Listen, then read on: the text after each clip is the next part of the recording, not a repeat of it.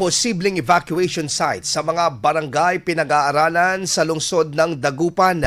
Para sa detalye ng balitang yan, kasama natin Idol Aaron Navelgas. 104.7 IFM Report.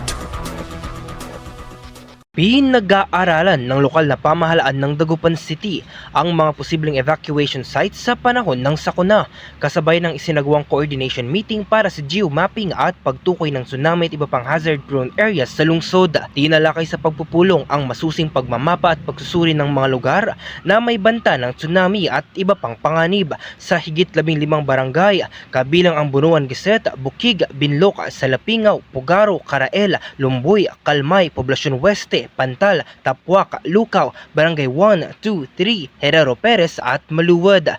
Layunin ng geomapping at hazard identification na makapaglatag ng malinaw at database na plano para sa mabilis at ligtas na paglikas ng mga residente sakaling magkaroon ng sakuna.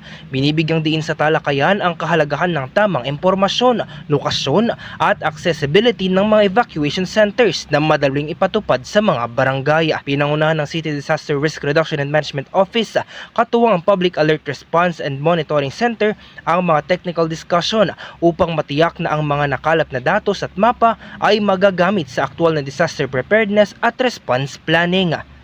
Kasama mo sa IFM News Dagupan, Idol Aaron Navelgas sa TAC IFM. IFM News. IFM News.